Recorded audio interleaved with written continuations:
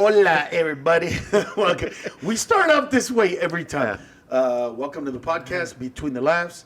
Carlos Mencia here with Gabe Lopez. And there you go. And I was just reading some stories today that were interesting to me. The first one was about, so I guess they've been eating dogs for a long time culturally. Now, it says only about 20% of the people, so it's not everybody in South Korea. So, South Korea, because you didn't say where it was. Right, South a Korea. lot of South Koreans, and they're going to ban it. But now the problem is, what are they going to do with all the dogs that they were going to eat, but now they're not going to eat, and so they're trying to see if people want them as pets. I don't think that's going to work, bro. I just wonder, this is an industry. So this is, no different than a farm of cattle. So they've got to be mass producing these dogs, right? Yeah. Are they big dogs? Is there a big variety? Yeah, they said it's big dogs. So it's not little dogs. It's big dogs. And are the little dogs, like the Shih Tzus, are they more like a veal product, more like a fillet? And what's the big dogs are sirloin? I'm trying to wrap my head around. I believe the big dogs are there because they have more meat. Yeah. So if you're gonna raise a dog to eat, what are you gonna raise? You gonna raise a Chihuahua, a little Shih Tzu? Or you gonna raise? Are they the hot wings of the delicacy? Little dogs? Yes. Are the little dogs hot wings? Yeah. You get those little legs? I don't I know. know this is gross, like the idea of it, but I'm just curious. They actually there's an industry for this where they do eat dogs. So, is it just one style of dog, or is there a Wagyu dog that's been raised on beer and massaged every day? I would kind of want to try that dog. I kind of would try that.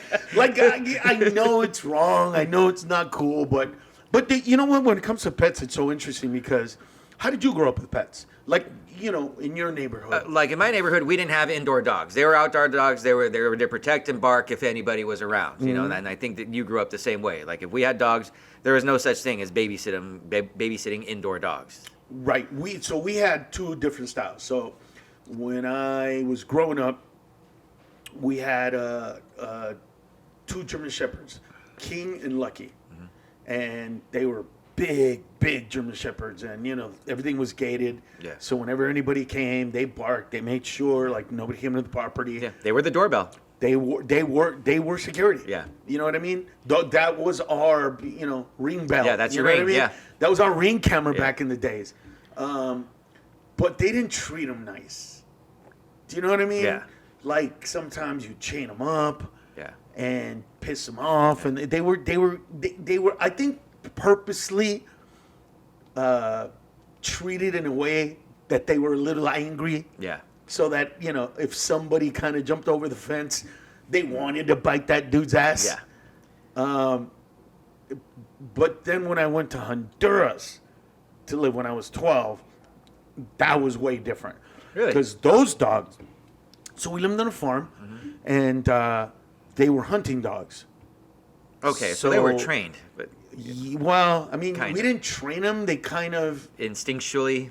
No, I think the older ones know what they were doing, and the younger ones kind of followed suit. By the time the older ones died, the younger ones got the gist of it. Got it. But so you would go, I don't know, maybe every once a month, we would take the dogs and just go on into the wilderness. And all of a sudden you'd hear, and then they'd pick up a scent, and then we would have to figure out where we were and kind of flank them over here, flank them over there, and see where they're coming over here, and shoot the deer over here, or where's it gonna cross, and make sure that you're not in front so nobody shoots you, and then we would, somebody would inevitably shoot the deer, and you would cut it up, take off the skin, because the skin is kind of like you can make chairs out of it, or do something cool with Very the pelt. versatile. Yeah, pretty much. And then all the guts. That's what the dogs ate. All the intestines, the stuff that the innards that no human would eat. No, and it smelled so bad, dude. And their farts afterwards. Oh my God! I mean, I remember the first time I smelled that. My eyes just went, oh, what is that? And of course, everybody's laughing at me because they're used to this. I'm the city guy. Yeah. You know, I'm city slickers basically, just coming in from America. You know what I mean? I paid for this. Yeah, I got sneakers on. Yeah. Everybody's got boots on. But you would eat the deer. Obviously, you guys would eat the deer. Oh, every part of the deer except for the intestines and the stuff that was eaten by the dogs. Yeah, because Everything else. I've always been curious on like just like this is in South Korea, right? Where they eat the dogs. Uh-huh. I went to Croatia for a wedding a few years ago, and there was the wedding party, and it was a high end restaurant, so it was a fixed menu. But I noticed on the menu two things that were interesting that weren't common here in the States. One of them was horse steaks, like actual steaks made of horse, not cow, horse, which was interesting. Apparently, it's and this is a high-end restaurant, so this is high-end cuisine. The other thing, was a suckling pig, so essentially a baby pig for two people. So it's and it had to be for two people. You couldn't just order one by yourself. You had to have two people. How big was it? And baby pig? I would guess somewhere between 3 and 5 pounds. I never saw it, but that's my guess. No, they're so cute. So I think they serve it almost like a Hawaiian style, where it's just like the pig, and you just kind of they slice it open and you eat. So it seemed to me like it was the veal of pork. That's what it seemed like to me. And I never got to try it. I was curious, just out of curiosity. Like I would have tried it, just to say I did it once. Right. Same thing with the horse. I would have tried it just out of curiosity. Right. Like I tried, like trying lamb. Yeah, it has a consistency of beef, but that gamey taste just did nothing for me. Or goat, like you and I both were raised with goat on big parties. Yeah. Never liked that shit. And by the way, anybody right now going, oh, I've had birria. No, you haven't. Yeah. The birria that has become really popular in America today is cooked and seasoned the way birria is. Yeah, but it's just like beef. Real birria. Yeah, it's beef. It's goat. Yeah, the real one is goat, yes. Dude, I remember one of my biggest fears, the first house we bought, we still have it. My mom lives in it. But we threw a party, and I was so scared. Because I knew, bro. Of what your parents were going to do? Yeah, well, it's kind of one of those things. I remember I did a joke about it one of the first times I performed in Brea, where I told people from Brea, when minorities or people of color come into your neighborhood, don't be scared. Don't look at them like, oh, these people. They're literally getting away from the same people you're afraid of. Yeah. They're not those people. Yeah. Or else they'd stay there. You know what I mean? Yeah. Why move from East LA if you want to live in that environment? So, no, they moved to Brea on purpose. Yeah. But that being said, bro, the hardest part is when you throw a party. So, oh, yeah. So my wife goes, oh, God, I remember this day like it was yesterday. Amy goes, okay, so I called your mom. And I told her that we're going to have a barbecue. So, 6 to 8 people? I go, no, we're going to have about 100 and 120 people. And Amy's just like, but wait, what do you, no, I only invited your mom. I go, yeah. And she's going to tell every single person. And because I'm Carlos on the rise, the guy with the house, the guy that can help you with your bills, the guy that you're going to call when you're missing a payment, they're all going to come, and I have no idea what kind of livestock is going to be brought to this house. And they were like, no. I go, Aim, I'm telling you, get ready for 100, 125 people. 100 people, 150 people showed up. And one of my uncles showed up with a live goat for the birria, right? Shit is fresh. Dude, I didn't even see it, bro. All I remember is hearing the gunshot. Yeah. And real quick. And I ran downstairs like, Dad, you can't do this here. This is a homeowners association. And my dad's like, what is that? This is my house. Yes, it's our house, but there's rules. The whole point is so that nobody messes up or does something so crazy that the property value around it suffers. Yeah.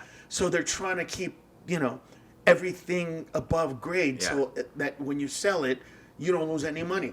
And my dad was like, I don't understand. So, dude, the next day, walk outside, the envelope is sticking to the little thing, pull it out, opened it, and showed my dad and said, see there, bro? You cannot kill livestock in our backyard, bro. And so I go to work. I think I was doing, might have been the first year of mine in Mencia. Anyway, go to work, come back. And my dad has another goat in the backyard. And I'm like, Pop, I told you we can't do this. What is wrong with you? And he goes, oh, no. Nobody's going to say nothing to us. Totally fine. I go, wait. Did you call somebody? What'd you do? So my dad, bro, read the bylines. Right? He found the book and read the bylines of all the homeowners association stuff. So it turns out that everybody's fence was 2 inches below the number that it was supposed to be. And it was also painted a color that was not supposed to be painted. So my dad measured it and checked the color and told everybody, if you guys complain about me killing a goat in the backyard, you're going to have to spend the money to fix all of your fences. And yeah, dude, how bomb is that, bro? The dude, like, that's what I love. Like, that's one of the things I love about my parents, that they're not just ghetto. They're intelligent ghetto. Yeah. Like, there's a weirdness to Like, it. I can picture your dad putting on his little readers, just, no. Wait, I think I got something. I think I got something. Wait, go get your measure. Go get the measuring tape. And he measured it, dude. And from that point on, we never got crap from anybody. And I mean, we didn't kill that many afterwards, but you know, he did it that day. That many. So there were more, just not that many. Oh yeah. Well, because most people don't know about birria. Birria is like a special occasion thing. Yeah. It's not like a Sunday dinner. Yeah. It's, you No, know, when did you guys have it? Everybody. It's like everybody would get. Usually, like it was like a baptism, a quinceañera, or a wedding that I can recall. Like it was. That's when they, you know. And I remember. I must have been like 7, 8 years old, and my dad taking me early in the morning, and met with some of his buddies at this farm. And I've never been to a farm in my life at the time. So my dad just sits me up on the rail, and I'm just looking at this sea of pigs. Yeah. And I'm just like, this is so cool. And I just hear a pop, and you see all the pigs scatter except for one that just boom, just like, what the fuck just happened? Yeah. And did you eat it? Nobody had a truck. So this dead pig, they waited for as much of the blood to come out.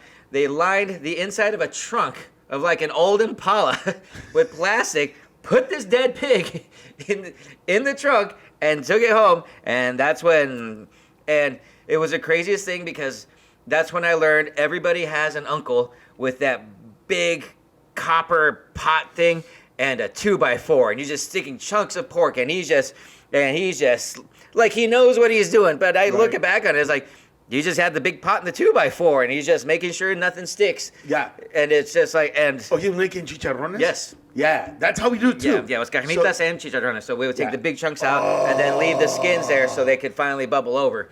And so it was 2 different things. Like, I like the pig, hate the goat. So here's the way it worked for us. So I remember I was probably, eight-ish. And I was living in Honduras for a summer. And one of the pigs, a barraca, she had 15 babies, only 14 nipples. Got it. So my dad goes, watch. Which one do you think is the one that's going to die? And I was like, whoa, dude, why is somebody going to die? Yeah. And then you see the little runt get suckled, and then a big one pushes it off, and it goes to the next one, it gets pushed off, and just little by little, bro, Yeah. you just see him going, and then all of a sudden, boom, he's way at the end, no nipple. That one's going to die. So my dad goes, mijo, that's the one you're going to take care of. Every day you wake up, you milk the cow, you do this, and they had like a bib for him, Yeah. and you feed it. Yeah. And so That little pig became your responsibility? became my responsibility. And bro, by the time it was like mature, it was the biggest, It was the fattest. fattest one. I was so proud, bro. And I wake up one morning, and I run outside, bro. And his name was Cepelin, because he had he had a name, bro, because he had like these cool little stripes. And I remember going out, and he's dead. And I'm like, what? Wait. And I run inside, and I wake up my dad, and I go, Papi, they killed Cepelin. And my dad is laughing his ass off, right? Because he grew up on a farm. That's his, like, This is normal. I can't imagine what he was thinking about me. Yeah. You know what I mean? Like, oh, this poor little baby doesn't know where the food comes Yeah. from. And dude, I'm crying. I'm like, we killed it. Why would we kill it? I don't understand. And then we hadn't eaten meat in 3 weeks because we lived on a farm, and you're not just gonna kill your livestock all the time. You're gonna kill your chickens because they're the ones that are producing your eggs. Yeah. And so, bro, when I smelled that bacon, It helped the tears taste less bitter. Oh, my pig. I was crying into the bacon, bro. It was saltier than normal, but I ate it, dude. It was so delicious, dude. So that was like the first fray into it. So then I come back, and then go back to when I'm 13. Now, my dad had told the workers, bullets are expensive. We don't need to waste bullets on shooting these animals. So they lasso him twice, and 2 people pull him from the side so he stays still. And a dude gets an axe, but not the front of the axe, the back of the axe. backside, okay. Dude, and he just takes a swing right at his forehead. Just, boom! And you just see the pig go like this. Shakes, bam, and he falls to the floor. Really? And immediately, bro, they just shove the knife right there, going down in the heart, grab his legs, pick it up, put the bucket underneath, and bleed it all out. And I'm like, what are you going to do with that blood? I had never seen all this before. And they go, oh, so they take the intestines and make blood sausage out of the blood. And you eat, that's called morcillas. Oh. Ah, dude. I know. Like when Americans go, you don't want to know how the sausage is made? I'm like, you have no idea how the sausage is made. Yeah, I'm not that kind of Mexican. That sounds horrible. But that's the thing, right? That's like a joke I do because I remember, where was I? And I have this recorded in Addison, Texas. So, and I was young, so I didn't know how to say things without being abrasive at times. So I basically said to this guy, you're not a Mexican, bro. You're of Mexican descent. Be proud of that. Yeah. And then, of course, I spoke Spanish to him, and he had no idea what I was talking about. And I go, you see what I mean? The Mexican who can't speak Spanish. Yeah. Dude, and all of a sudden, I go, duck. And I ducked, and a bottle flew over my head. A Budweiser bottle. So it was the dark Budweiser bottle. Boom! And have you ever performed in Addison, Texas? Yes. So that the back, even though it looks like bricks, is foam. Yeah. But it hit it so hard, bro, that it shattered. Right? Yeah. And then this tiny little Mexican woman, bro, sitting next to the guy who threw it at me, just goes, Hijo de la chingada! She jumps on the table, punches him in the face. His friend now tries to grab her. She kicks him, and now it's a melee, bro. Everybody is just beating the shit out of these 2 guys. There happened to be a third guy. By the time the third guy kind of tried to escape, Addison PD was there. And so there's kind of a wall. I don't know. So you walk in, there's a wall, and around there, this is where the sound booth is. Yeah. And the guy was right here by the wall, and he took a step behind, and that's when the cop saw him, and he grabs him, kind of like a headlock thing, picks him up in the air, bro, and suplexes his ass. And while he's in the air, he goes, Addison PD, motherfucker! And you just hear, boom! And bro, I could not stop laughing because the way he said it, the way, you know what I mean? The excitement that he said it with was so apparent that I was like, he'd been waiting to say that. Yeah. That dude had been waiting to say that phrase and do that for so long that it just presented itself. The guy took a step back to him, put him in the thing, suplexed his ass, and it was, dude, one of the greatest. And then, when all is said and done, they all get kicked out, and I look at the audience and I go, well, this show's pretty much over, isn't it? No, boo, no. And so, bro, gotta keep going. That was one, and the other one was, so I've had a few heart attacks. You ever have heart attacks yet? No. Epileptic seizures yet? No. Waters break yet? No. Okay, so What I've the had. fuck is wrong with you, man? I've been doing since 1988, bro.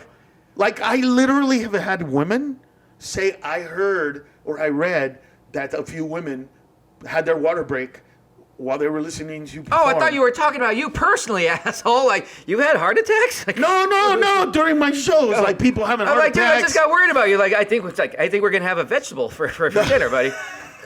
I've had 5 heart attacks. No, it was no during shows. Like, have you had seizures? You've had, gotta have seizures, right? I had one seizure. Okay. I've had one table catch on fire because the club had the little candles with tablecloths, and it fell, and there was alcohol or something on there that it just flame on in the middle of my set, just flame on. Like, what the fuck do I do now? What did you do? And I just stayed there while they the guys brought out fire extinguishers. Right. I was like halfway through my set. I'm like, I don't even know how to pull out of this shit. Right. So I just muscled through the rest of my set and let's move on. Like, I just kind of had it as a throwaway type thing. I have not had a water break. That's interesting.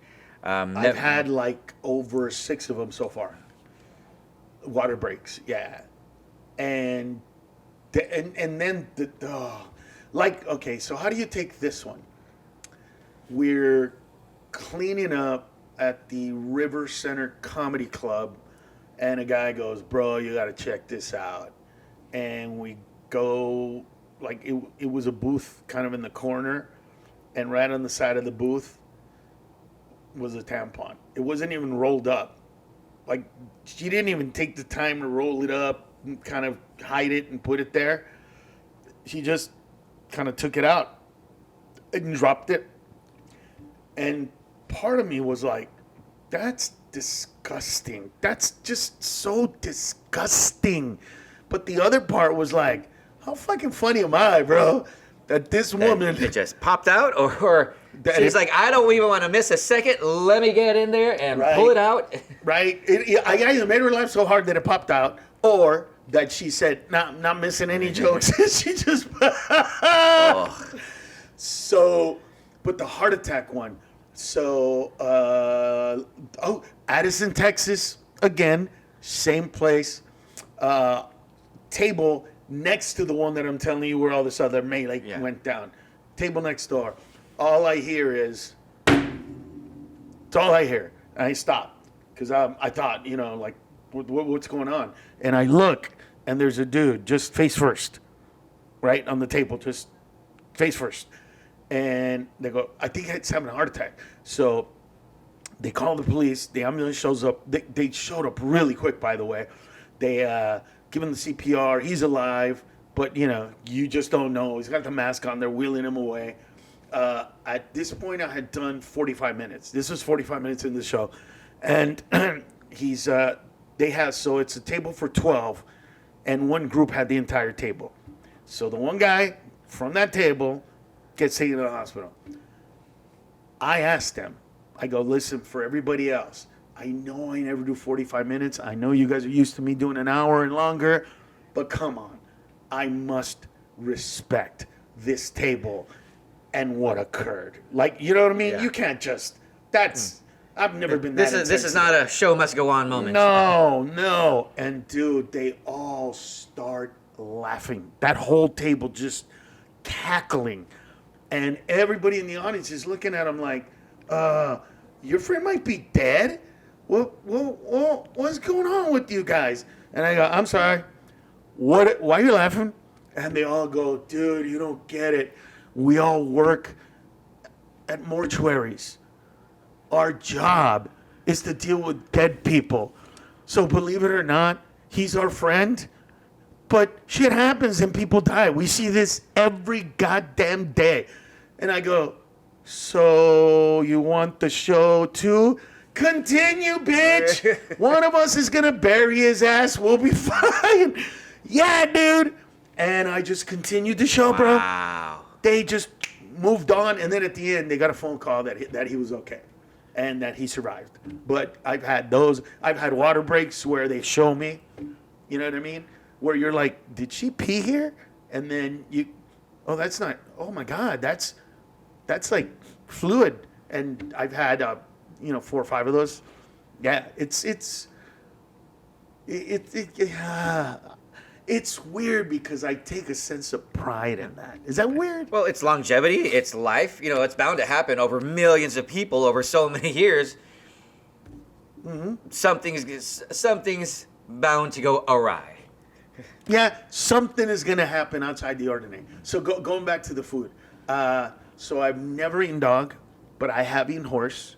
And I don't know if you know this or not, but how long ago did you start eating Jack in the Box super tacos?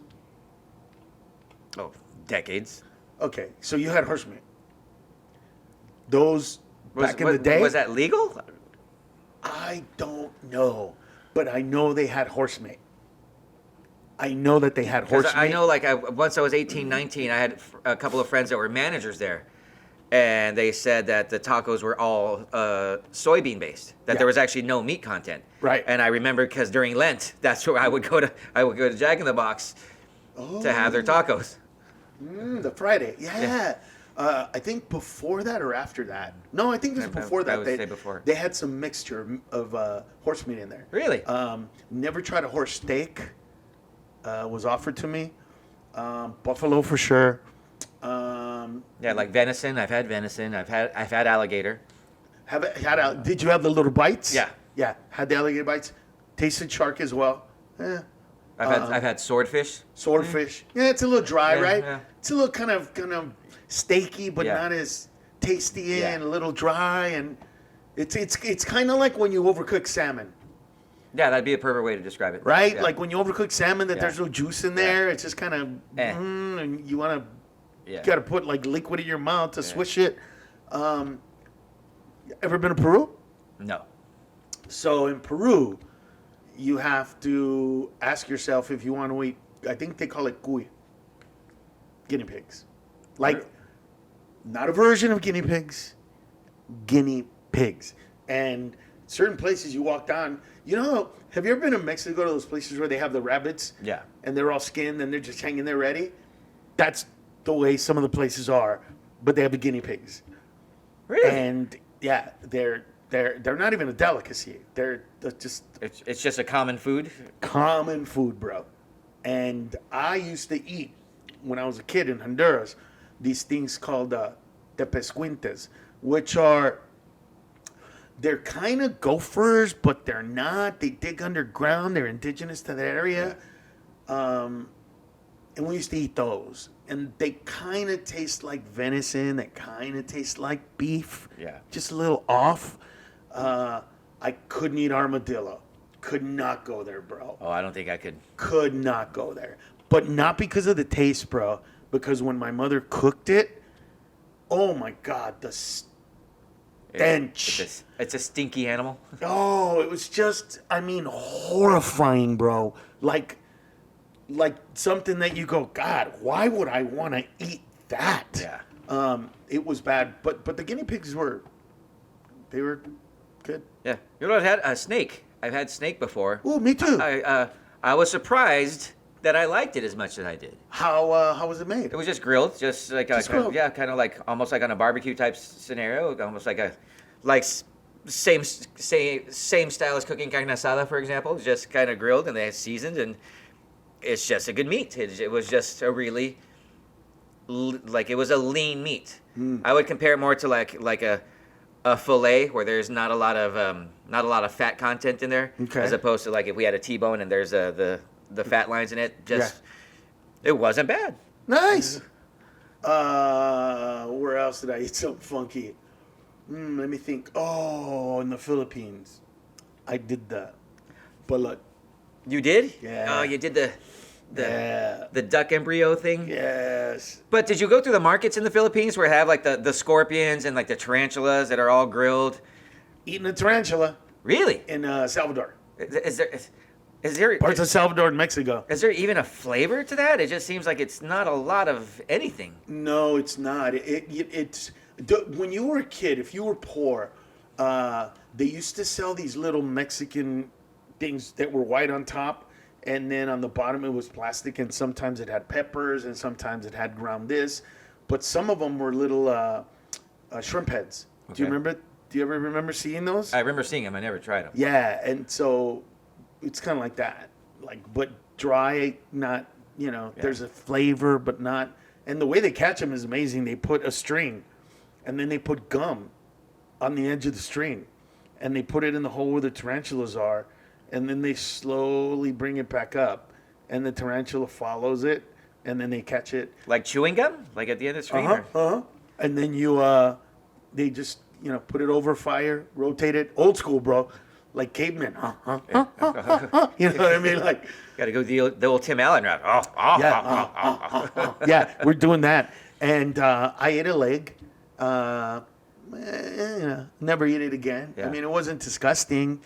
Because I wonder about that and like the scorpions. Like, what is there to eat from a scorpion? I don't even know. I'd be afraid. Like, where's their poison sac? Yeah. You know what I mean? And does that grill away? Yeah, like, does that go away, or do you got to go around? Is it like blowfish, Yeah. where you got to have that special dude that knows how to cut it, or you die? You learned after 30 years to cut this little piece to make it palatable, Right. edible. Like, I don't know about that. So ate a grasshopper, but that was because my sister Because that was a dare. was a bitch. No. See, here's the thing about me. In my family, I was always the gifted one. I was always treated special, right? My mom and dad were always, to the point where they would say that shit. Why can't you be like Ned? Yeah. Why can't you guys act like Ned? You know what I mean? And I'm just looking at my mom and dad like, the minute you go to work and I'm alone with my brothers and sisters, they're gonna beat the living shit out of me because of you. You know that, right? Yeah. But my dad told me, no, they're not gonna do that because they know that we're right, that you're special, and they want to make sure that that you keep them happy and they keep you happy. I was like, okay, except for my sister Marta. She's a crazy one. She, I think at the age of 16, left the house and married her teacher. Like, this was way back in the day when it wasn't kind of, the way it is today, like the awareness of it. Is she the one that I just met last week that came to the show last That week? one, Okay. bro. That one right there. And so one time, she was pissed at me, bro, for I don't know what. She went outside and caught a grasshopper. Not a little one. A nice-sized one. Held my nose open till I breathed and threw it in my mouth and covered it until I killed it and chewed it on the inside.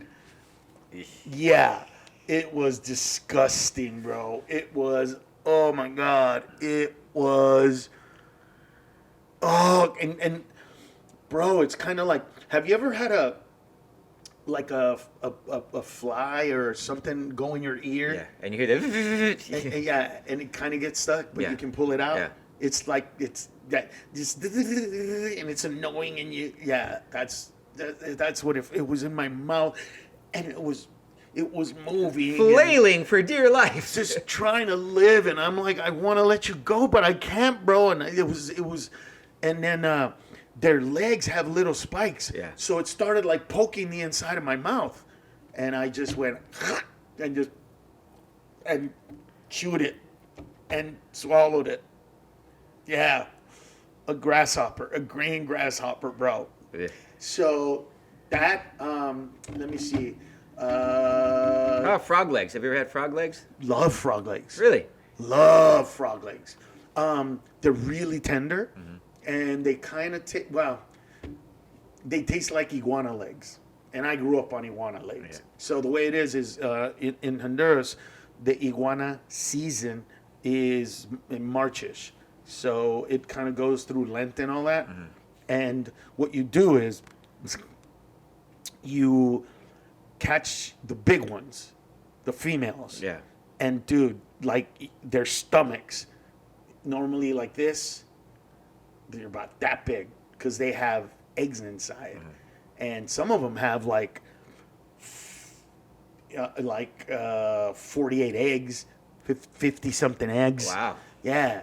And you cook them, you cook that in a kind of like a coconut base. Have you ever had the coconut soup from Thai? Yes. Like that. It's very similar to that. So you put rice in it, you put plátanos in it, not the ripe ones, the ones a little before they're ripe, so they don't just fall apart. The green ones. Yeah, and then you cook it in that with the eggs.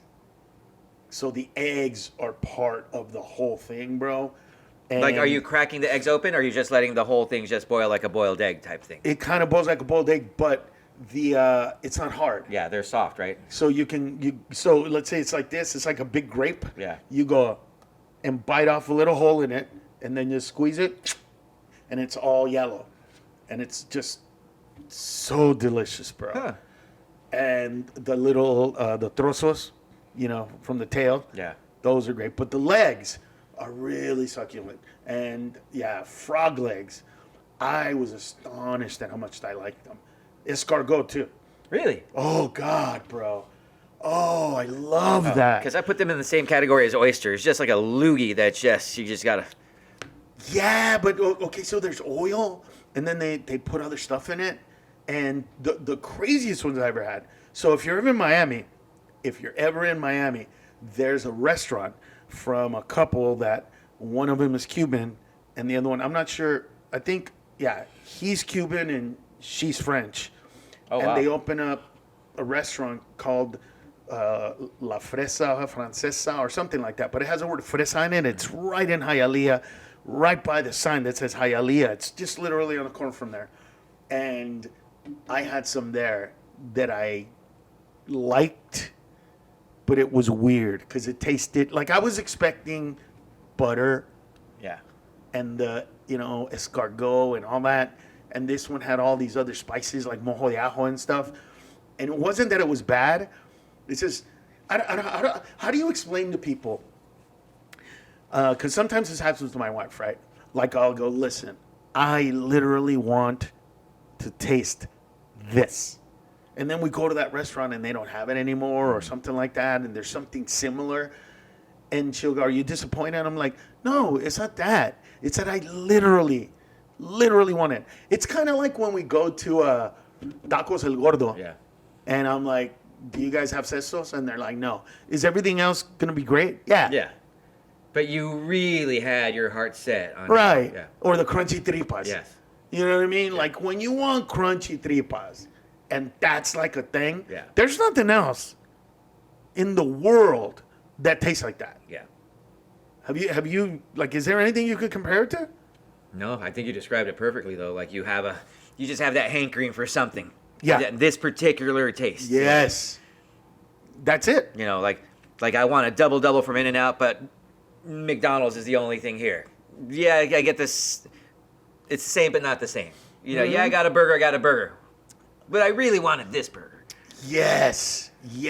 It's it happened to Lucas the other day. It was really late, and we were like the last people in line. It was 1:30 or something like that at an In-N-Out, and he asked for a grilled cheese with grilled onions, regular onions, and chopped chilies. Chopped chilies are the little yellow ones, and they chop them up. Yeah. But they were like, "Look, we already ran out of the chopped chilies. Like, we can give you some chilies and you can like put them in there, but we just don't have any more. We're not gonna chop anymore. You're the last person here. We're done doing dishes, kid." Right. And so I told him, I go, dude, just do what I do, because I got a double, right? And I'm really digging the protein style double, bro. Loving it. I love taking a bite of that lettuce that's crispy and sweet. And then all of a sudden you get a bite of that cheese and the saltiness of it. Yeah. And then you get another sweet and you just mix it up. But I have at least 6 chiles with each one. Oh, we've been in and out together. I've seen you down these, yes. And I'm just biting it. So I told Lucas to do that. And at the end he was like, "It was okay, Dad. But I get it. I get it. Sometimes you just want something kind of weird, specific." Like that. Yeah, like for me, let me think. Oh, there's a place called Noodles and Company. I don't even know if you guys have one. I think there. we have one out They're here. franchises, but they have a beef stroganoff. And dude, there's certain things that my parents made as a kid that I literally go, how the fuck did you come up with this? Like, beef stroganoff, bro, was something that we ate at my house every 3 to 6 months. And it was a thing. Yeah. Like, at the time, I had no idea that it was this Russian dish that I have no idea how my parents figured out. I don't know where my mom got that recipe, bro. Yeah. I don't know where it comes from. I don't know. I thought it was kind of a Latino recipe, and then I got older and realized, wait, stroganoff? No, wait a minute, that's from Russia. Yeah. And then it was like, Mom, where did you get this recipe from? And she totally forgot, didn't even know where it was. And so, but she handed it down to my sister. So my sister Dices, I can still call her up. Yeah. I paid for her college, bro. So I need to get my occasional beef stroganoff. Yes, my friend. And I don't feel guilty about it either. You know what I mean? Because, look, I when you were going to college, I paid your tuition. I took care of you. Yeah. I did all that. Yeah. Make me this. Yeah. And she'll make it for me, bro. And I still love it. That's awesome. Because, like an example, the thought that triggered, I'd never heard or tried Hamburger Helper until I dated a white girl in my mid-20s. Which one did you have? The cheeseburger Hamburger Helper. Okay. And my mom, we didn't even have boxes of food. We didn't have boxed mac and cheese at the house. That is just not what I grew up with. What was your mom's go-to with carne molida? Couple things, but my favorite thing that she did was she would just make tacos where she would fry up the tortillas and with the ground beef and the cheese and the lettuce and the tapatio, and that tapatio is a very specific open, right? Oh no, we fold it up. Oh, you fold them up? Yeah, fold them up. So my mom folded them up with chicken, yeah, or potatoes. Did you ever do the potatoes one? She would do the potatoes on occasion, yes. So she would do the potatoes one, but the one you're talking about, I think they were called. They might have been even called enchiladas or tostadas. That's what my mother called them. And she would fry the tortilla, and keep it like this, and then put the taco meat on top with lettuce, tomatoes, and cheese, and we would just bite into that. And that was my favorite thing in the world to eat here in this country with regards to like ground beef. Yeah. In Honduras, it's called picadillo. So in Honduras, when we would go kill a deer, we would come back, do the whole thing, skin it, give the dogs, make sure and then take a piece, and they'd kind of cut it up, and then they put it in this like grinder. kind of grinder thing where it goes in and then it comes out like a little spaghetti kind of strands, and that right there, fresh, like Fresh ground literally beef, yeah. hour or two after that thing was killed, that like it's still warm, bro. Yeah. So fucking good. Wow. So good. But we grew up different like Yeah. that, right? I can imagine like if when I talk like this around my kids, they look at me like, what is wrong with you, Dad? What the hell? And I'm just like, do you guys have any idea how lucky you fucking are that A, my job makes me leave this house? Because if it didn't, I would never put up with what Amy does for them. Yeah. Do you know what I'm saying? Like, Amy will literally go, oh, you don't want that? Well, let me make you something else. But I'm not there. Oh, that's not the way we came up. No! Then you don't fucking eat. That's No! Fuck no! You eat that shit or you don't. And I don't know if you ever had the thing where they made you sit down and couldn't get up from the table until you finished whatever that was, even if you didn't like it.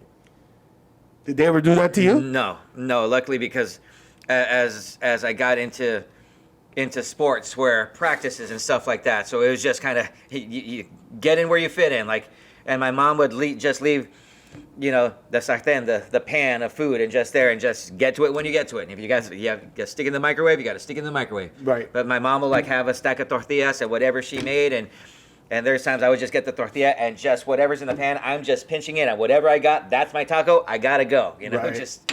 That's awesome. Did you grow up on lunches? Did you take a lunchbox to school? Did you get the tickets? No, I was on the school lunch program. That's me too. Yeah. The only thing, bro, I can't tell you why, that I ate it, but if I could avoid it, like if I saw that this was there, I would go outside. So my school had a cafeteria inside where you got in line and they gave you the thing, but outside you can get hamburgers and burritos. Yeah. Like that's it. That was the line for hamburgers and burritos. And I would do a burrito if it was spaghetti and meatballs. I mean spaghetti like with So meat spaghetti sauce. was the entree that you didn't want that? Dude. Spaghetti with green sauce? Is that what you said? No, with meat sauce. Oh, with meat sauce. But there was something about the meat sauce, It bro. was a questionable meat. It just, I call it school district meat. Like it did not taste. right? There was something off about it. I know exactly what you're talking about. There's something weird about that meat that and listen, I eat everything to the point where the other day my 8-year-old son literally called me out on it. And he goes, Mom, what's going on with that? And she goes, I don't know if it tastes good. And he goes, give it to Dad, Mom. Dad eats everything. He's not like us. He's not picky. And I just looked at him like, you little shit. Yeah. You little spoiled fuck. You have no idea what it's like. But then again, in those moments when I'm kind of pissed at myself and I'm pissed at them, I then internalize it and go, but this is me. Like, I actually wanted this in some way. You know what I mean? Yeah. I didn't want them to have to eat shit that was not good. Questionable. Yeah, like questionable meat, you know what I mean? I don't want them to have that. I want them to have, so in one way I'm proud that I've done it, that I graduated, that my kids don't have to deal with that. But sometimes, bro, their level of spoiledness. Oh. But I think you forget that there's stuff that you appreciate that you just talked about, like when with the deer and grinding the meat that's still warm and that fresh and just grill that right now. That's something your boys will never go through. My boys will never know what it's like. And let me tell you the most delicious thing when I was a kid. So they used to sell these I don't know, it was kind of like Tupperware, but it was glasses and they were plastic and they were kind of indestructible. And they had these glasses that were kind of like this, but that big, made out of plastic. And Corningware, was it? Corningware or something like that. Yeah, I think Corningware was also those pots, the white ones that had the blue flowers on it. Yes. Yes. And so it had. So anyway, a part of that kind of thing could have been Amway. I don't know, bro. But we took a bunch of those to Honduras, and so we would do is we would take coffee, about that much coffee, and put it on the bottom, and add 7 spoons of sugar into that coffee. Okay. And then, bro, we would go outside in the morning and literally milk the cow into the glass. Yeah. And it's foaming because it's warm coming out. Yeah. It's, not hot, but it's warm. Yeah. And it's making that little bubbly, and bro, about that much foam on the top with all that sugar inside. Oh, I haven't had that in so many years, bro. And I just wish that I could do it again. And I don't know where. Like, I don't know how to duplicate it. Yeah. And that coffee is different because the way they make coffee in Honduras, where I grew up, they don't just roast the beans, right? So you go and you pick, and then you kind of with water, you take them out, you take the skin Get the out, husk and you off. leave the little things, and you put them outside, and you let the sun toast them, and then here, you just toast that. Well, in Honduras, what they do is they take a pound of sugar and put it like it's like a hibachi grill, right? Okay. And it begins to melt, it begins to melt, it begins to melt, it gets kind of thing. And then they put the beans on that. And then they mix it and mix it and mix it and mix it and mix it until it gets hard and black. Like black, but it's clumps. It's like, imagine Pinot Brittle, Okay. but black Yeah. and chunky, Yeah. not the you know, thin- not the thin layer. no, just ever, because you're just mixing it up. You know what I mean? And then you take that and you put it in that coffee grinder, and then the coffee comes out. But all that, it's not bitter anymore because all the sugar, took the bitterness Yeah. away. So you take that, add all the sugar to it, and then that milk, bro. Oh man, that's one of those things that I don't know that I'm ever gonna get to. Well, I just gotta live the moments. There's a place here in Vegas. It's like the swap meet out here. I think it's Okay. called like the Broad Acres Marketplace. Uh-huh. And I've been invited, but they go at 5 a.m. and I can never go. But what they do is it's a cup of fresh cow milk, not pasteurized, nothing. So most people wouldn't be able to handle that. Right. So and it's the warm milk. It's straight out of the. It's straight out of the cow, and they put grain alcohol to obviously offset to any bacteria that's in there, and then they cover it with cinnamon, and that's how people drink it. Oh, that's like kind of like eggnog. Similar concept, yeah. Have you tasted it? I haven't been because I always go at 5 a.m. and it's always like they go on Saturday mornings. I don't get home till 5 a.m. on Saturday mornings, and they're just getting there Right. because Yeah. the cow runs out. Yeah. No, and for us, you milk 3 of the udders, and then you leave the one for the baby, and then because they have 2 feedings, one in the morning, and one right before bed, and so the bed one is all theirs, all 4 of them, drink it all. Yeah. But the morning one we take 3, and leave 1, and that's how we did it. Huh. Yeah, and then it was kind of sad at first. So the way it works, at one point we had over 1,000 head of cattle, Wow. and so the percentage of females to bulls to cows, it fluctuates a little bit, but the bulls, you don't keep them. You literally keep. I literally think we had for 1,000 cows, bro, 2 bulls. And can those bulls be together? I've always had this curiosity. Like, are bulls territorial, or do you have to be segregated from each other? Well, it depends. But yeah, And do you eat bulls, or is it just cows that we eat? No. You eat in Honduras. You eat only bulls. Oh, really? Well, because the cows are cash cows. Yeah. That's where it comes from. Yeah. Right.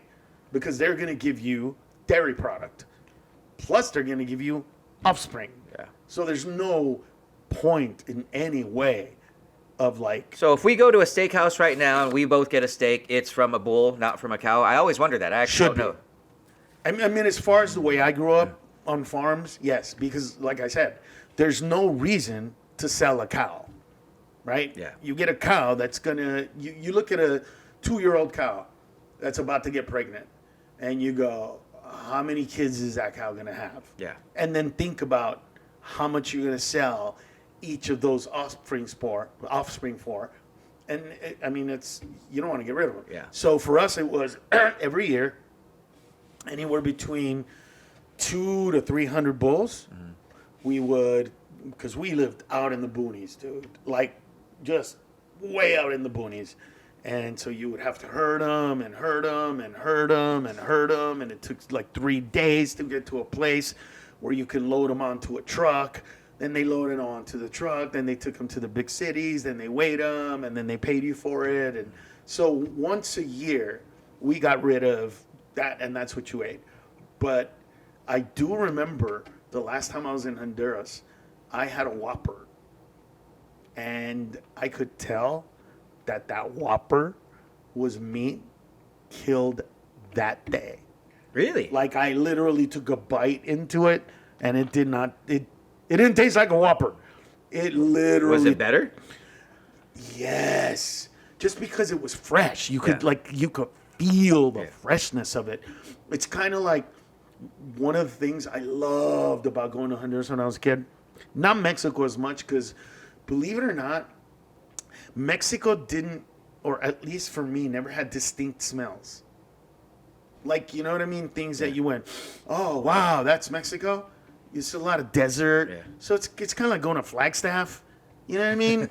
Because my mom is from like Jerez, Zacatecas, and that's like the middle of the. It's in the middle of the state. It's, you know, there's cactus and that's it. But Honduras was different, bro, because it's so humid, and it rains so much that you smell the dirt. Yeah. You smell the leaves. You smell the shit.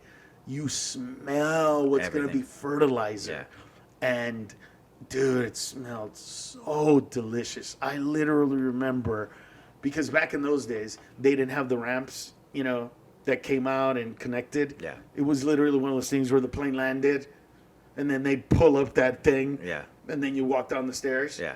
And I'll never forget, bro. Like, I'll never forget that door opening up and me standing there. And I'd literally go like this, bro.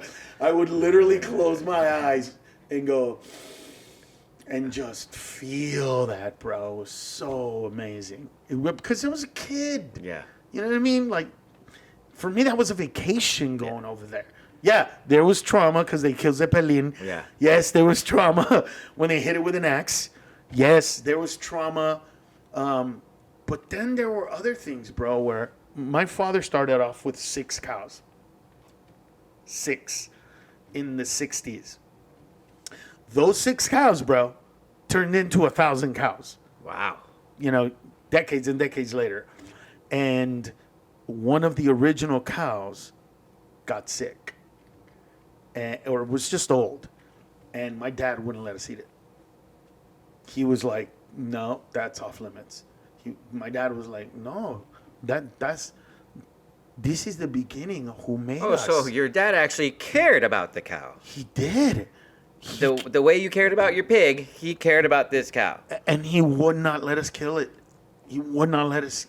I had to put a bullet in it because I came and I go, Dad, she can't get up. And I don't know if you know this or not, and it's fucking disgusting and disturbing, but buzzards will eat live animals. Really? Yes, bro. So she can't get up. She's, incapacitated. She's on her side. Dude, and buzzards are eating her butthole. Because it's the softest part of the outside. To start to get into the inside. And the vagina, that area, it's kind of soft. Yeah. And they're eating it, bro. And then I got the 22, and I was about to shoot the buzzard. And my dad goes, whoa, what are you doing? I go, they're eating the cow, dude. You don't do that. But my dad was like Mufasa, son. There is a circle of life, and we die. We go into the grass. The other animals eat the grass, and then we eat the animals. They are serving its purpose. Once she's dead, we need them to eat it. And so I was like, what do I do? And he goes, put it out of its misery and shoot it right where the colic is, right on the forehead. And all cows have a little colic right here in the forehead, bro. And I pointed at it, and I turned away like this, and I shot. And I killed it. And then the buzzards ate it, and within a week, nothing left, bro. Really? Nothing left. In a week? In about a week, bro. Every animal you can imagine. Some alligators come out of the pond, ate some of it. Some buzzards came and ate some of it. Like the worm, bro, the amount of worms that show up like that, dude. I mean, it is almost day 2 or 3, and there's just worms everywhere. And you can see the literal ecosystem kind of doing its job and cleaning all of this. And but we didn't eat it out of respect. Yeah. So it was weird. It was an interesting thing because I'm like, wait, you fucking killed my pig, dude. Yeah. Well, but what if he did that for you, or somebody did that for you, so you didn't have to do it? Like your dad couldn't be the one to shoot the 22 into this original cow's head. He might not have. Like I've never asked him that. Wow. Like he couldn't bring himself to do it, so he had to use it. He might have like been playing the chingonazo, you know what I mean? I'm the man. Yeah. Go ahead, mijo, do it. Meanwhile, he's turning around and like he's turning around and tears are coming out his eyes. Yeah, dude, that's a really interesting question. I'm gonna ask him. I would imagine that, like he knew it had to be done. He just didn't want to be the one to do it. And there was also a life lesson to teach his son at the same time. Don't shoot the buzzard. No, put the cow out of its misery. Right. And then what do you do? Like once all the animals and there's no meat left, just bones. Do you bury the bones, or does something eat the bones also? I don't. Something eats the bones too. Really? There are animals that eat the bones. Like that would be hyenas out in Africa. Yeah. I'm not sure what animals do it, but I do remember that. That you never had to remove bones and bury those or throw them away or. Nope. They just kind of fell apart, right? Once the tendons were eaten, they just kind of fell. And then I think some of them got eaten by animals, and the other ones just kind of rotted away and went into the dirt. And just kind of. So at no point did you remove anything or throw any sludge away or anything like that, or bury it? I mean, it was hard to watch buzzards eat it. Of course. You know what I mean? It's like once it was dead, I guess it was not as hard. Yeah. But yeah, it was. I didn't look at it the same way. You know what I mean? Yeah. I looked at it like not a person, but definitely not just some animal. Yeah. Not just some livestock. Yeah. You know, it was something important to me. Yeah. Like, and the fact that this was the first cow to start my family business. Yeah. I saw my dad after that. That was one of the moments where I saw my father and I saw beyond him being my dad. I saw a person. Yeah. One of those first times that he wasn't my dad. He was a human being. And that happened more and more later on in life. But I think that was the first time that I actually looked at my dad and saw my dad and somebody else. Yeah. Were there moments like that for you where your dad? Oh, absolutely. Yeah. You know, like I have so much. Yeah, you don't realize until you become an adult that your parents are just figuring shit out as they go. Uh-huh. Like, I don't know how to handle this. I don't know. Like, if your kid gets sick or the car's broken and I don't know how to fix it. I thought my dad just knew everything about cars. I didn't know he was guessing, hey, we're going to try a new alternator and we're going to figure this shit out. And here, hold the flashlight, and now I'm gonna get into this, and now your hands are smaller, so you get into this, so I got into fixing the car. Oh, he did that to you too. My dad did that to me too. And this was before they had those cool mechanic gloves. Oh yeah, right. No, oh, my little hand is just getting all scratched up to hell. You remember, you're bleeding from here. You're bleeding from here. You hit a nut on the side. Yeah. But you got in there. Oh, and heaven forbid something fall to the bottom, like you hear the clang, clang, clang. Did it hit the ground? I didn't hear the ground. Fuck. Right. It's somewhere in the engine. And now you gotta and my little hands got to go searching. Did you guys have the little extender magnet thing? No. We didn't either when that first started. I don't know when that came about, but I do remember that once I was about a teenager, then my dad had that little extender, and then he put a flashlight, and then he'd get it, and then, the magnet, and he'd pull it out. Like before that. Like, how were you, like, when you were a new dad and your oldest got really sick for the first time? What's going on through your head? How do I do this? How do I fix this? It just, is this a doctor fix? Is this something you know what's happening? Do you panic? So I'm lucky in that because I didn't date somebody that grew up like me, that has the same tendencies, that has the same suck it up. We're going to take you to the curandero across the street instead of going to the... Well, they didn't have urgent cares when we were growing up. Is this the emergency room or not? Yeah. Go to the doctor or not? So for us, we rarely... Dude, you had to be really bad in order for your parents to take you to the doctor. I agree 100%. You know what I mean? Yep. Like, you could have hurt yourself, and people would have been like, "No, you're gonna be fine." Yeah, rub some Vicks on it. Oh, the chest Vicks, and then putting the quarter with the little candle on it, and then you put the glass over it, and then it just sucks in your thing, and then at the end you have all these round things on your back. This is before cupping. That's all so popular right now. But it's the same thing. Oh, it's the same thing. It's the exact same thing. But that's what it is, right? Yeah. But they just did it way back in the day. Yeah. Yeah, I just remember one time I looked back and I said this out loud. I go, "Mom, it looks like I got fucking raped by a giant octopus." Because just all the cups. It's just... Yeah, so we never got to go. But going back, my wife is the opposite. My wife is like, "Ooh, let me see you.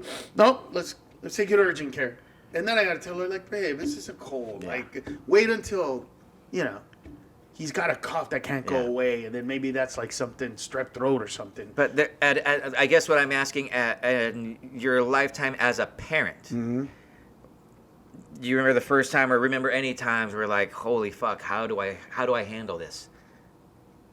Yes, because when Lucas had an accident and he got hit by a car, and that was scary, bro. Yeah. Because I wasn't there, and this was a different time, by the way.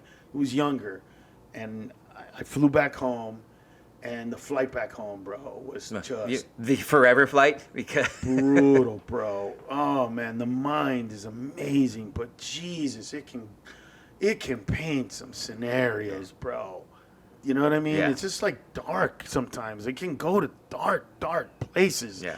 And by the time I landed, he was incapacitated. He was gonna walk like this his whole life, and he was gonna be like, "I'm sorry, Daddy." Like in my head, that's what happened. It was scary, bro. It's scary because, even, dude, we did a podcast about this the other day, and I was thinking about this. When that person got ran over and killed, in the line, at the carpool line at my son's school, I remember one of my sadness afterwards was I didn't fail, but I failed. I grew up being shot at. I grew up, car comes slow, duck. I grew up like, that's from a different gang, hide. You know what I mean? Yeah. I grew up around all that. And I know... Like, if you and I hear gunfire We know, we duck down and we hide. Your kids grew up in more privilege. How would they react to gunfire? Not that they should. You live in a great area, but they run toward it, bro. They run toward it. And it happened with them, and it happened with Amy. So when we were first dating, I took Amy to this street in Baltimore where all the Salvadoreños, it's like all streets like that, and they had pupusas, and they also had like these nightclubs. So I was like, hey, I want to kind of show you my culture. It's not Honduran, but it's close enough. And then all of a sudden you hear pop, pop, and a dude is walking toward us holding his stomach, and he still has the knife in there, right? And so, of course, Amy's like, what's going on? And I'm like, get the fuck back inside right now. And she's like, no, but get inside now. And I went and I saw it and I said, listen, do not take it out. I knew that much. Yeah. If you take that out, you're gonna die. You might die. You might bleed. If you're hitting an organ right now, you're dead. Yeah. In seconds. That knife is plugging shit right now. We don't know what it's plugging or if it isn't, but just leave it there. And went in the store, called 911. They came, but yeah, she was literally, what's going on? And I was like, get the fuck inside. Dude, I was so, and then I realized, and then she was mad, of course, like, you didn't have to talk to me like that. And I was like, no, that there was no time for me to explain to you, right? I'd rather have this conversation with you now that you're completely healthy and untouched, and you bitching about me just trying to protect you. Yes, I would much rather us have this conversation than you got stabbed too. Because you didn't get it. You run away from. And then I didn't run toward the guy, but I assessed the situation. I saw if they were chasing him. They weren't. The guy was running in the opposite direction. So I was like, okay, that danger's gone. How do I help this guy? Don't take it out. Let's call 911 and do it. With Lucas the other day, he has a one wheel. You know what the one wheels are? Oh, yeah. So he's got a one wheel, and he also has a skateboard that is electric, right? So a big skateboard. So the helicopter's hovering, right? After like the second or third time it hovers, all of a sudden I see my gate opening up and Lucas is about to go out. And I just had to run over there and grab the back of his shirt barely, and I pulled him and I go, what the fuck do you think you're doing, bro? And he's like, I'm gonna go check out what's going on. No, you're not. What is wrong with you, you little privileged shit? Oh my God. And those are the moments where I'm like, man, I am so glad that I did my job right. To the point where you don't have these fears. But you need to have these fears too. Or on some level. You know what I mean? He had no idea. He had no idea what he was going to. Is it a guy with an axe? A guy with a machete? A guy running around with an AK-47 and AR-15? You don't know. All I know is that there's a helicopter with the light. Like when we were kids in the hood going around. And my son is about to go see, hey man, what's going on over here? Calm down, firefighter. Let them take care of it. And there were cops. No, there were cops. So it was something else. And then we found out that somebody got stabbed on that night. Because we have a little bit of a homeless issue, and some of them are a little. Yeah. So there have been 2 stabbings since I've lived there in 2001. One of them was an old man who was inside his garage. And this crazy dude walked there and asked him for something, and he said no, and he stabbed him and killed him. And then this incident where I believe somebody stabbed somebody, but they didn't get away and they caught him. So those 2. But I'm always you know what's weird about my neighborhood? And I think about this. I went to go visit my aunt, and she lives adjacent to the hood, not in the hood. Adjacent to the hood. and there was a California Highway Patrol there. And I thought, this is a poor neighborhood. Like, these are not the people Yeah. that can afford whatever tickets you're giving them. Yeah. And then, dude, I found out that in poor neighborhoods, they purposely have more cops because they know that these guys are going to run past their registration. Because what are you going to do? Pay your car registration or get some groceries for that week? Yeah. But, dude, those Oh, are so they're just targeting cars. So they're just going to the poor neighborhoods just to ticket them. Yes. And they're ticketing the people that can't afford it. And so I was talking to a friend of mine who's a sheriff in East Los Angeles area. And, you know, he was talking about drugs. And I go, dude, where I live in Encino, I guarantee you, there are way more drugs than here. Way more. Why aren't you guys going over there and catching them? Like catching those rich guys, catching the people that you know have it, instead of these poor people for a little dime bag. Yeah. Yeah, why don't you go over there and get like 3 8-balls an ounce? That's what those guys are doing. And so there's this weird. It's a disparagement between the way they're treated, and it sucks that they do it toward people that can't afford it. Yeah. Right? Like, Or people that can't defend themselves. well, that's what they're doing right now with the illegals. Yeah. Right? They're messing with people that basically. That's why, and I didn't kind of realize it because I grew up in Maravilla projects, and Brooklyn Avenue was a staple. And when it became Cesar Chavez, bro, we didn't get it. Is there a Cesar Chavez here, by the way, in this city somewhere? I don't know for sure. I know we have an MLK, but I don't know for sure on the Cesar Chavez. Right. So when it turned to Cesar Chavez, we were pissed because we were like, "Who the fuck is this guy? Like, we're not fruit pickers. Yeah. We're not those guys." But then when I got older, I realized, How important he was. yeah, because he was an American who could say all these things.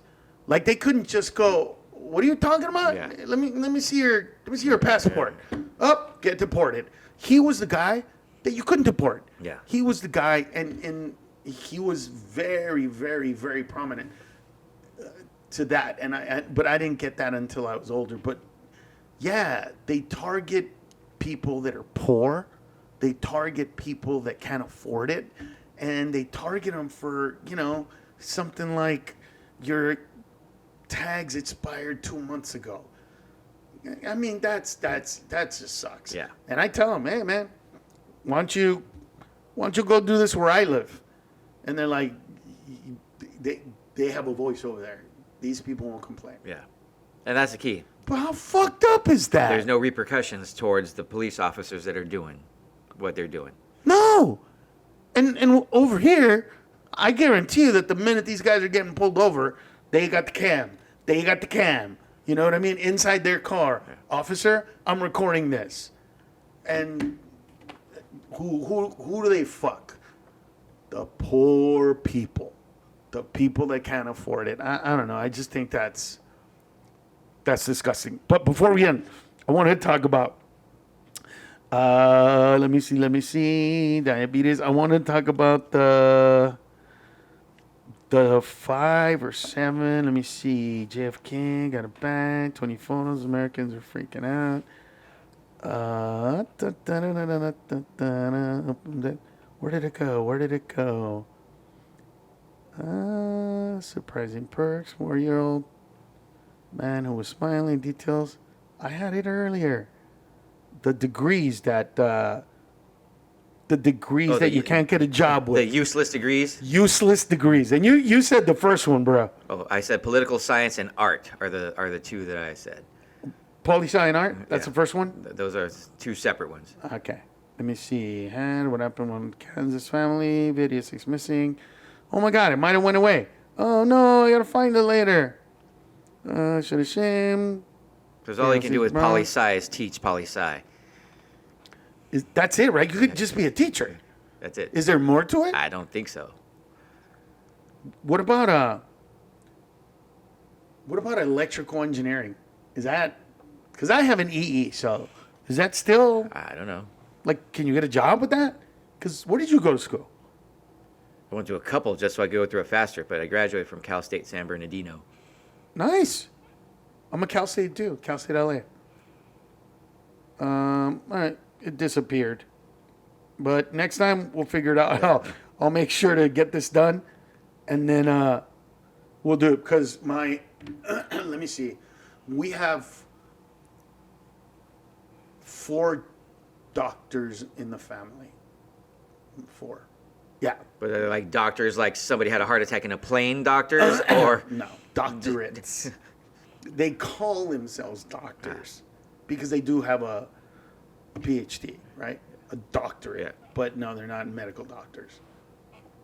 Do you have it, like, what's in your family in that? no, we don't have anything like that. I know my mom told me, and people I've met, that we have on my mom's side, there's like some judges and some lawyers and judges on my mom's side. People I've never met in my life, so I don't know who they are. But Right. that's the extent of it. Right. So, in recapping, when we moved out of the hood, and when you move out of the hood, one of the scariest moments is when you throw a party and you know that your Tío Jose and Tío Pancho are going to show up with live chickens and a goat and murder them in your backyard. That's a scary moment for us. But of all the things that I've eaten that I'm like, I regret eating it, it's the one thing. It's that egg, bro. That fermented egg with that Filipino thing. fetus inside. Balut, I think it's called. Yeah. Oh, and bro, it had a little beak. And I felt it. Like, because I didn't chew it. I just swallowed it. And I could feel it kind of going down my throat, just rasping on the way down. Ugh. And I have no idea how I didn't throw it up. I have no idea how I didn't throw it up. Ugh. What's the worst thing that you've eaten? That was it for me. Even tarantula wasn't that bad. No food comes to mind. I remember growing up when I was sick, my mom would make this tea out of oregano, and I hated it. Hated it. Like I couldn't even plug my nose and just down it. I hated it so fucking much. Like if we go to have menudo and they bring all the accoutrements and one of the thing happens to be oregano, if I smell that oregano, I have that negative ratatouille flashback where holy fuck, I can't eat. So you can't eat oregano I no more? hate oregano. No. So when you do menudo, Yeah, it won't touch my bowl. so what do you put in it? Onions? I'll do the onions, the cilantro, and the lemon. Happy as a pig in shit. No shit. But that oregano, fuck that. Keep that over there on your side. No way. Because it's one of those, like, you know, like so it's common, like if you got sick off of tequila, if you just see the bottle, you can Right. smell it. If I see the jar or anything of oregano, I can fucking smell it. So your family, let's find out, bougie or not bougie. And here's you can tell when Mexicans family are bougie and they are not. Not bougie, menudo. The stomach lining of a pig. Gotta cook it right, gotta clean it right. It's beef. I mean, but it's not beef because it's like... No, but it's a the beef linings. stomach. It's the lining of you said the pig. Oh, yeah, beef, right. Yeah, you're right. Yeah, that's a buche, I Yeah, think, right? yeah. Buche is the think so. stomach lining of the pig. So, but then there's pozole. And pozole is actually what they call trozos of actual meat from the spine. And that's like, they make it the same, but instead they put, what, cabbage, lemons, Yeah. what Cabbage, else? lemon, cilantro. Yeah. Yeah. So which ones were you guys? We were menudo. Actually, neither. Because my mom made it a few times growing up, and if just boiling that tripe is a long process, and it smells horrible. It smells horrible. So my mom just got away from doing that. So my mom didn't do the traditional. She started making pozole. So I make pozole. I make my own. No way, and dude! And it is popular enough. Like I do my shows at the South Point, and there are bartenders and servers at the South Point that know when Christmas is coming. Can I get a batch? No like, way. I take great pride in my pozole. No fucking Yeah. way. What kind of meat do you use? I use just pork shoulder, and I boil it overnight in a slow simmer, and then Sure. it cools off, and I can shred it with my hands, and I make a mean pozole. All right, now I'm looking forward to that. So Come Christmas time. come Christmas time. No, but you don't do. So wait, so I'll exchange with you, because Albert does tamales. Yeah. Like, And I don't, because that's a time consuming process Yeah. as well. but I can order them for you if you want. Like if you go, I want 12 tamales. I'll just tell him I need 12 tamales for Gabe. Yeah. So he'll do that for Christmas for you. Yeah. And then you can do us a Yeah. little bowl Yeah. of your. I'll do it. How much do you make? It's gotten to the point where now the pots are this big, and I'm not sure if my ratios are off, because I'm just trying to multiply the specifics. I'm like, okay, it should apply, because I started with just a small little pot Right. for like 4 people, and then Right. it just went 4 became 8, 8 became 16, and now I'm at like, fuck, how much? I just have the pot's this big. That's where I'm at. Like, I had to go to the Mexican grocery store and buy the biggest pot that they had. Ooh. Okay. Wow. So worst thing I ever ate was balut. Worst thing you ever ate was I'm still sticking with that oregano tea. oregano tea. That's so bizarre. I thought it would be something way more disgusting. Yeah. Oregano tea. Carlos Mencia at carlosmencia.com, or just go to my Instagram page and DM us on something and let us know what is the worst thing you have ever eaten, or the worst thing that you would eat. Eating a pig's penis, pig's testicles, Rocky Mountain oysters, bull's penis. All of those are not bad. They're just a little rubbery. If you make them right, I guess they're okay. But the one thing, and this is so bizarre, when I was a kid and I came home and it smelled like piss in our house, I was happy because I knew my mom was making liver and onions. Ugh. Have you ever smelled liver and onions when they cook them? Yeah. It smells like urine. Yeah. You don't like liver and I'm onions? not a fan. Like, the first couple bites are good, and then it gets old really fucking fast. Well, I love liver and onions to the point where I'm about to go Yelp it, figure out where they have one, and have some tonight. Whatever you're doing in life, peace. Hope you're living your best life. This was fun, man. Yeah. We had a good one. This was like easy and cool. Yeah, I like it. So on behalf of Gabe Lopez and Carlos Mencia, till next time, if you ain't laughing, you ain't living. See ya. Bye.